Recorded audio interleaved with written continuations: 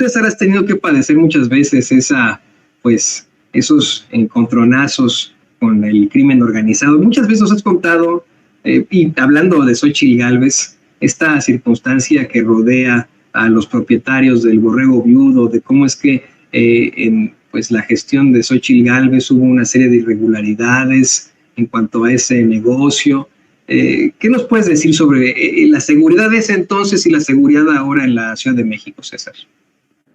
Mira, la verdad es que yo por eso lo he dicho y lo dije públicamente muchísimo antes de que ella fuera candidata, que para mí, por más que me quisieron decir que era una mujer honesta y que era una empresaria que se dedicaba a trabajar y que curiosamente había tenido que ver con la política, no se las compraba por una cuestión muy sencilla. Me tocó directamente formar parte del grupo de abogados de la taquería del Borrego Viudo. Para la gente que no conozca la taquería del Borrego Viudo, es una taquería muy conocida en la Ciudad de México, en donde se encuentra en la ahora alcaldía Miguel Hidalgo, anteriormente delegación, en donde por lo que es famosa esta taquería es que está abierta a las 24 horas del día. Es tal vez la única taquería en México donde las 24 horas del día se da servicio. Tiene un estacionamiento muy amplio y muchísimas veces la gente se ha atendido en el vehículo. Recordemos que en los tiempos de Miguel Ángel Mancera se negaba que existieran grupos criminales en la Ciudad de México. En específico se hablaba de narcomenudeo, ¿no? Como ya lo han dicho los compañeros, pero no se hablaba de grupos criminales como la Unión de Tepito, no se reconocía. Este grupo criminal, en conjunto con un grupo de trabajadores de los dueños del Borrego Viudo, eran dos dueños, dos hermanos, fallece uno, le deja al hermano el porcentaje que le correspondía, que era el 50%, y entre los demás hermanos del estado de Jalisco les deja el otro 50%, siendo el hermano don José que tenía la administración.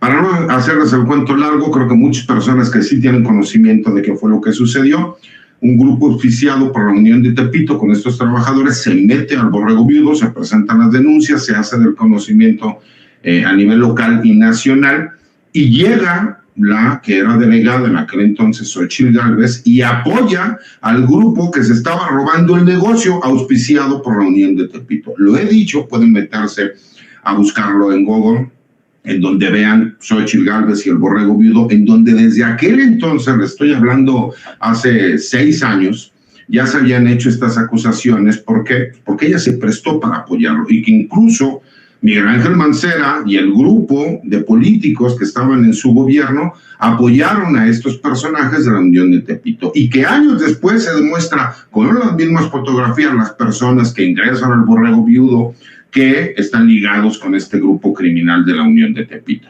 Y creo que hemos visto un cambio significativo. ¿Por qué? Porque a mí me tocó, por supuesto, como a muchísimos mexicanos, vivir en el sexenio de Andrés Manuel López Obrador como jefe de gobierno. Posteriormente nos tocó ver el cambio cuando llega Marcelo Ebrard. La verdad es que Marcelo conoce de seguridad, creo que se hizo un buen trabajo, pero posteriormente llega Miguel Ángel Mancera. Y ahí es donde todos los índices delictivos se subieron, en donde vimos simulación, ¿no?, de actos en donde realmente se apoyaba a grupos criminales. Y cuando llega la doctora Claudia Sheinbaum, creo que uno de los puntos focales y más importantes que ella realiza es reconocer que la Secretaría de Seguridad Ciudadana de la Ciudad de México necesitaba tener facultades de investigación, y apoya para que se pueda dar el cambio, le da facultades de investigación a la policía, a la Secretaría de Seguridad, porque hay que recordar que la función primordial de la policía es prevenir los delitos, no la persecución como tal. Para que la gente lo pueda entender, y es algo que he tenido que estar explicando a algunos candidatos, ¿no?, que me han pedido opinión, no ubican o no entienden realmente sus asesores el porqué, el problema de la inseguridad.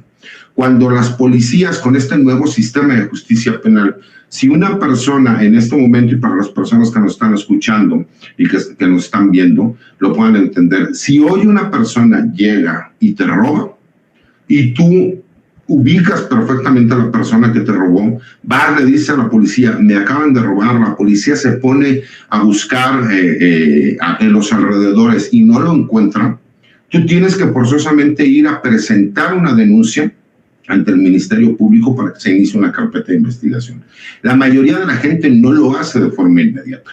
¿Y qué es lo que sucede? Supongamos que al otro día tú ubicas perfectamente a la persona que te robó y le dice a la policía, esa persona me robó el día de ayer, y la policía va y lo detiene. ¿Saben qué es lo que va a pasar? Esa detención va a ser ilegal. ¿Por qué? Porque no se llevó a cabo en flagrancia. Eso es lo que nos explica este nuevo sistema. Cuando la policía sí tiene facultades de investigación, y que ese es uno de los grandes éxitos que se tuvo en la Ciudad de México, desde que tienen noticia del acontecimiento criminal, ellos empiezan una investigación que no es necesario que vayan al Ministerio Público porque tienen esa facultad de investigación. Por eso hemos visto que se han estado dando resultados por parte de la Secretaría de Seguridad Ciudadana de la ciudad. Y ellos ya para cuando llegan con el Ministerio Público, ya llegan con la investigación, ya llegan con los datos y medios de prueba, realizan una detención, se le entregan al Ministerio Público y entonces sí el Ministerio Público tiene la oportunidad de demostrar que la detención fue legal, que no fue necesariamente en flagrancia porque tiene esas facultades. Creo que sería un modelo que se pudiera replicar en muchos estados de la República. Me han preguntado y te voy a poner un ejemplo. ¿Qué podemos hacer con ciertos puntos específicos, como por ejemplo en Guanajuato, ¿no? En donde vemos que hay un fiscal que no va de la mano de las necesidades de la sociedad? Pues la realidad es que los gobernadores podrían trabajar con el Congreso estatal, que son quienes pueden dar las facultades para crear fiscalías independientes en cada uno de los casos específicos. Por ejemplo, estamos hablando de la extorsión, ¿no? Que es un delito, que es el cobro de piso, en donde la mayoría de los estados no es un delito grave. Incluso a nivel federal no es un delito grave porque tendrías que demostrar que pertenecen a un grupo criminal y esa es una investigación distinta. Pero si tú calificas a ese delito, reformas la ley para que sea un delito grave, entonces sí tendrás la posibilidad de que cuando esa persona que está extorsionando, que está cobrando piso por medio de una fiscalía especial, que tiene las facultades y la capacidad para poder realizar el trabajo y que no vas a tener a un fiscal que está en contra de todo lo que intenta hacer un gobierno o que se siente el virrey del Estado, entonces vas a empezar a ver los resultados. ¿Por qué? Porque con policía de la Secretaría de Seguridad Ciudadana o de Seguridad Pública que les da facultades de investigación, con fiscalías especializadas, entonces sí puedes tú empezar a dar resultados con la mayoría de los delitos de alto índice. Y así hay un sinnúmero de situaciones que se empiezan a dar, pero que sí hemos visto que por lo menos en la Ciudad de México sí se empezó a dar resultados. ¿Qué es lo que se necesita? Pues continuar con esa línea de trabajo que estaba dando resultados y darles mayor capacidad. ¿Por qué? Tenemos muchos estados de la República que tienen C2, C4, hasta C5, que son estas herramientas tecnológicas de cámaras para poderlos utilizar en esta lucha contra la delincuencia y la inseguridad, pero que simple y sencillamente están en desuso porque no tienen gente capacitada para poder utilizarlos. Entonces creo que es cuestión nada más de ver la realidad, de ponernos a trabajar y se van a ver los resultados. Sí, hay muchas circunstancias que podrán aplicarse. Estoy leyendo los comentarios de cómo la gente está muy interesada en las propuestas que nos están haciendo César Gutiérrez Priego, José Reveles, Francisco Cruz, en cuanto a la seguridad, en cuanto a lo que concierne precisamente a la Ciudad de México, pero que